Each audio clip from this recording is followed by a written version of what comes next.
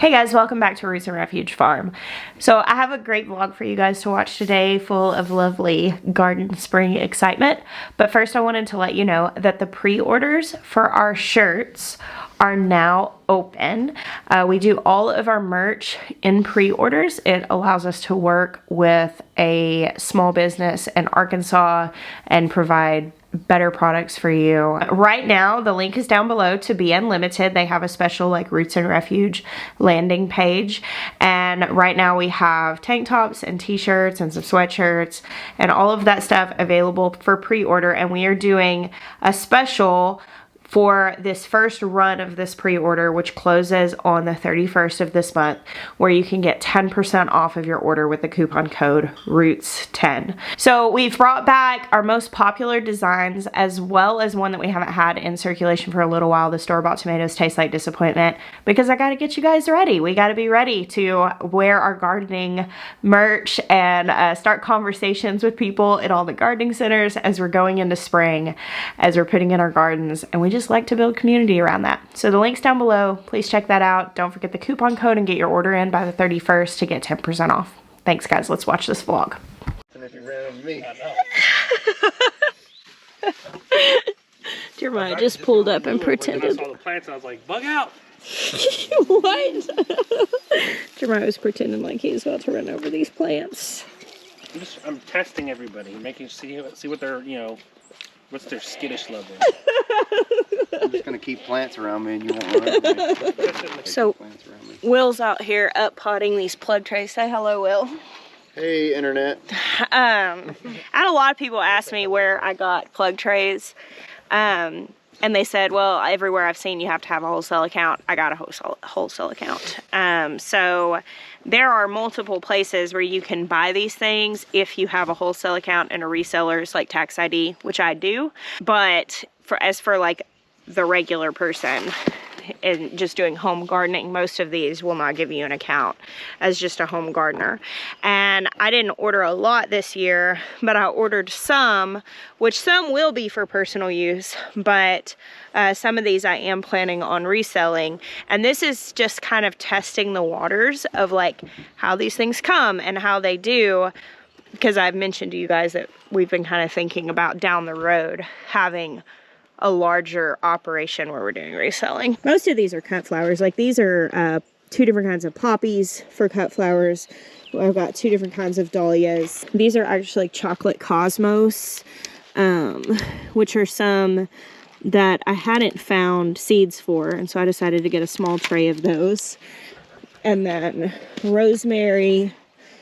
And then I've got one more tray that's still in the house of celosia. And that's all the plugs that I ordered.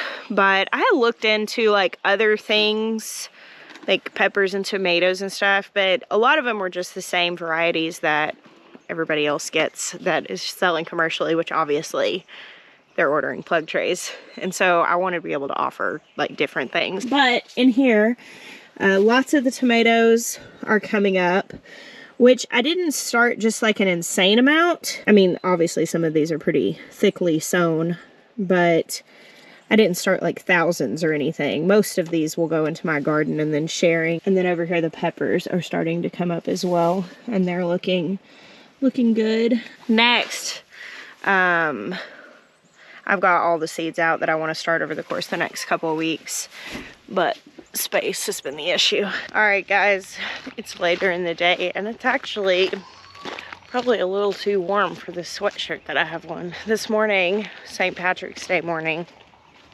and I had to wake all my kids up and like make sure they were all wearing green to go to school because I didn't want them to spend the day getting pinched. I'll complain when it's cold and it's freezing, and some of you will, I don't think you really understand us frost tender flowers. So right now it is 72 degrees Fahrenheit, 22 degrees Celsius. I'm wearing a sweatshirt. The sun is shining down, and I just want to lay in it and like soak it up. It feels so good to me right now.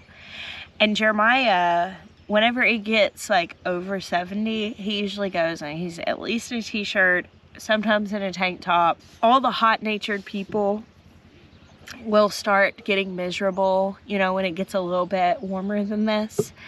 But when I talk about being frost tender, it so goes both ways, because I am also extremely heat tolerant.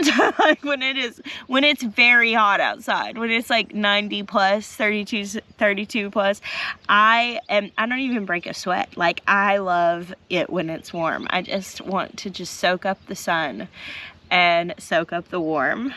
It feels so good. And this is absolutely a beautiful day. Look at this farm. Look at that blue sky and the green grass coming in. So having Will help me, having somebody who is going to be like a full-time help in the garden, I really have my wheels turning as far as how I can best maximize that. Now, my hope is in the future, and like, you know, we have our employees here, and my hope is in the future to be able to leverage their skills and knowledge into what we want to do for community effort.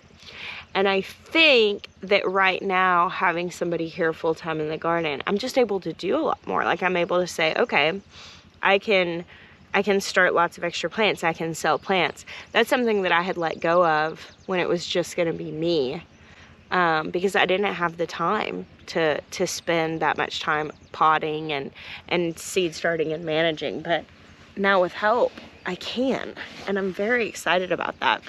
So Will also has a lot of knowledge, which is really nice. And on his first day here, I just took him around the garden belt, kind of shared my ideas and some things that I would like to do, and asked him about any ideas that he had. Oh guys, we gotta go see this.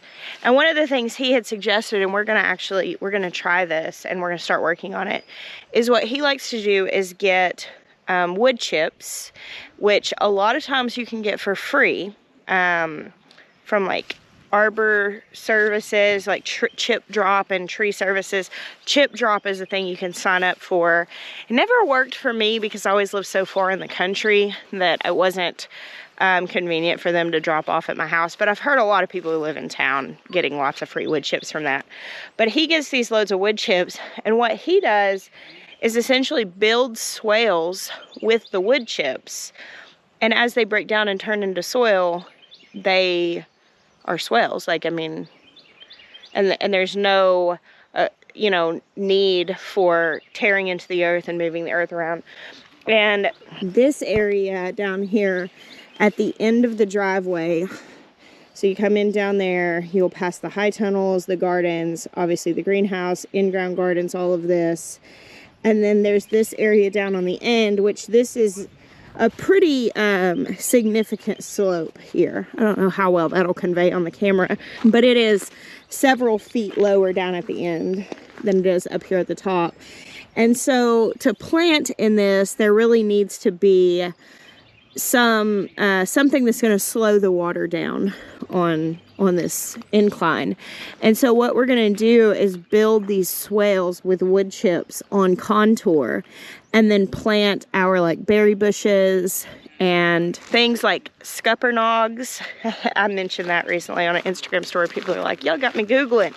Scuppernongs are very popular here where we are in South Carolina, muscadines, and we're gonna grow those on the top of the swales. And essentially those wood chips, they'll just be wood chips now, but they will break down and eventually be just swales. So that's kind of on the list, and that was something that Will had mentioned, and I thought that was a really great idea, a great thing to model as well for people, because if you need to do some sort of terracing and you don't have equipment, though it would be labor intensive to move wood chips by hand, it is at least doable rather than having to move the earth. So another thing that is kind of coming up here is we're going to be marking out this driveway that's going to come from our main driveway to the barn right here. How pretty is this? What a lovely day. And I'm going to figure out some way to do beds on either side of here. Of course, accounting for the water lines that come out here, making sure all of this is still functional and accessible. but I'm gonna do some cut flowers on either side of this driveway. Of course, I have all those plug trays. I have several different little tubers and rhizomes and stuff, and this area is going to be that. I had talked about doing my cut flower area around the greenhouse, but I changed my mind for 2 reasons. Hey, sweet Maya. Hola. What are you doing? Getting more ammunition. Oh. Nails. Brad nails. Nice. It's looking beautiful. Yeah. It's very nice. Lovely weather we're having. Yeah, fake spring's back. I think we're actually getting into real spring. It might get frozen again, but this is still getting into real spring. I mean, it's actually spring in like a week. It's fake spring until it stops freezing. What do you think? Is it fake spring even if it freezes again? Because it's actually the appropriate time to do the gardening things, even if you have to take measures for the freeze. So what spurred the change of the plan around the greenhouse was the beautiful fountain. And I thought I'd like to put the fountain in front of this greenhouse and split the path around it. So like, there'll be like an arbor coming in at the fence, a flagstone path that comes down, and the fountain and the path split around it and goes up to the greenhouse. But my friend Matthew, who has a way of talking me into being extra when it comes to like beautiful things, he was like, oh, you know, it would be really pretty if you did benches on the side of the fountain. So then I started thinking about the cottage garden, how I loved the wild cottage garden around the greenhouse at my old place. I love like a good eclectic willy-nilly space with roses and different things. And I love a raised bed like potager garden just for the sake of a beautiful and artistic expression. I just love it. And I had thought about doing a raised bed garden just for the sake of teaching down here. We have really good soil, and I felt like, you know, I think the most efficient way for me to garden here on this property is primarily in ground. I'll do some raised bed for teaching. But the truth is, I love a raised bed garden. I think it's beautiful. The line of a raised bed garden appeals to the artist in me. And you know what? My garden is an expression of worship for me. I've always said some people paint, some people sing, some people dance for worship. For me, I grow a garden. And I don't have to just do it the most efficient way. And so, I don't know, that fountain and that conversation just kind of unlocked something in me and gave me permission. And as this beautiful greenhouse came together, I decided that I'm going to build a beautiful artistic potager garden where I can grow vegetables and flowers and have some areas that are a little wilder and some that are a little more tame, that has walkways throughout it, and that is in essence a sanctuary. So that's my plan now. I'm gonna let these onions finish out. So we won't be building this right now. We don't have time to build this right now anyway. And we prepared this space for potatoes because I thought, well, we'll go ahead and grow the potatoes in ground. And we'll get the greenhouse done, and directly around the greenhouse done, we'll get this area in front of the greenhouse done. And probably we'll bring raised beds out to, I don't know, like halfway here. It won't be massive. I mean, this is very large, don't get me wrong. I mean, this is a large space. But probably here, and then mirror it on the other side, and let this be the anchor point. And I'm just gonna have a beautiful garden that makes my soul sing, because why not? You know, I mean, my garden is my favorite place on the whole earth to be. And I want a garden just for the expression of beauty that it brings to me in my life. So that's gonna be really fun. I've already drawn it out. I'm very excited about that. And then the rest of this space, so on the other side of essentially the raised bed garden, we'll come over here, and this is all going to be in ground growing, which is lots of space. As you can see, we're putting tarps down and getting prepared for this. And then I'll also have these 2 high tunnels, which one of them is going to be more production and one of them is going to be like more perennial and growing some cool unusual things. And though I have been very, very excited about developing this space, I don't think I have really been as excited as I am now. Like going, okay, I'm gonna build, you know, an art project of a garden and make something lovely that I want to be in. The idea of having that back, it's very good. Oh, so let's look at this little work of art here. I will say, this farm sure does dry out quickly. Yeah. It was like slipping and sliding out here earlier. As soon as the sun comes out. Oh, this is so lovely, Maya. It's venting good. Is it? A lot hotter in here before we open the windows. Really? We were discussing that yesterday because we don't have the power run out here yet. And I was telling Maya I was concerned. I was like, I really hope that this vents well enough, because we put these vents in, like these fans that are turned on whenever it gets a certain temperature in here. They're turned on by like a thermostat. And those are gonna work great. So let's pull everything out of the gables, which is the highest point in heat rises. But right now, all we have are the doors and then these windows on either side and on the back. But I can tell that the air is really moving. Just that door just blew closed and the temperature started rising in here. So it looks like as long as we keep that open, it'll be fine. I was a little nervous because we're having to like wait on the electric company to bring out the box or something. Basically, it's out of our control that we don't have power in here right now. And I was worried to get a whole bunch of plants in here and that'd be a problem, but I don't think it's gonna be a problem.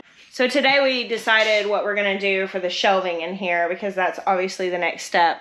We also have to close up around the bottom, but there's not a massive rush to do that, because the shelving obviously has got to be the next step. I'm going out of town this weekend just for 2 nights, but Maya will be here. And there's not going to be any progress on plans while I'm gone, so he's got that time. The thing with the shelving is this is such a large space, 16 by 20, that I don't need to necessarily have the maximum amount of shelves all the way around. So I think we're going to do 3 rows of shelving on this wall, 2 on this wall, and then 3 rows of shelving like half the way on this wall. And then we're going to leave this open and that open. So basically that makes all of the vent windows unobstructed. And I've got the table that's going to go right in the middle. And I'm going to start looking, I might have to talk to my friend Miss Anita, who has an antique store, about getting like, I wouldn't want to put anything too nice out here, because obviously, even though I won't be spraying it directly with water, like it's going to be exposed somewhat to the elements. But I would like to find some like antique desk or something to go right here, and like a cool chair to go out here, and essentially have a great place for making videos and also being able to sit. And because we decided that we're going to really be like anchoring this potager garden, which the word I'm saying, potager, it is a term, it really just means vegetable garden, like in French, but the idea of potager gardening goes back to monasteries long time ago, and it was basically an idea to grow the food you eat alongside herbs and flowers and create a place that's like functional but also good for your soul to be in. So that's what I'm wanting to do here. And Maya and I were talking earlier, and he had brought up that we could actually order a shade cloth, like a 50% shade cloth, and that he could attach it on this greenhouse. Since we're putting so much around this that this is going to be the anchor of, if we put that 50% shade cloth, this would be a usable space even in the summer. Especially with the vents. Yeah, especially with all the venting, which is very cool. I like that idea. The nature of living in a place like South Carolina, and it was the same in Arkansas, is that greenhouses like this, they're virtually useless in the summer because it's 130 degrees in here. But with a shade cloth, it'll be much like the high tunnels. It'll probably be a little warmer than the high tunnels just because the high tunnels have the high sidewalls. The high tunnels with the shade cloth are like a complete refuge in the heat of the summer. You can go in there and work and it's significantly cooler than it is outside. This probably won't stay as cool because it won't be as vented, but I don't know, these fans may surprise me. But with a 50% shade cloth, I could have like some banana trees going in here. I could come in here and shoot videos and just have it as a getaway, and my little she shed, a place to be, to work, to rest. And I really like that idea because right now I want to spend all my time in here. You can invite your garden friends over and have a sleepover. I can invite my garden friends over and have a I'll make you sleepover. guys snacks and you can picnic. We'll even spring for the Capri Suns. The honest ones that don't taste like anything.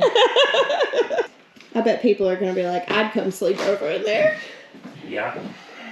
I really think, I told Maya before, like, we get this completely, like, full of all the stuff, probably before the table is in the middle, I might actually just bring an air mattress out here one night and spend the night and sleep out here. You won't do it?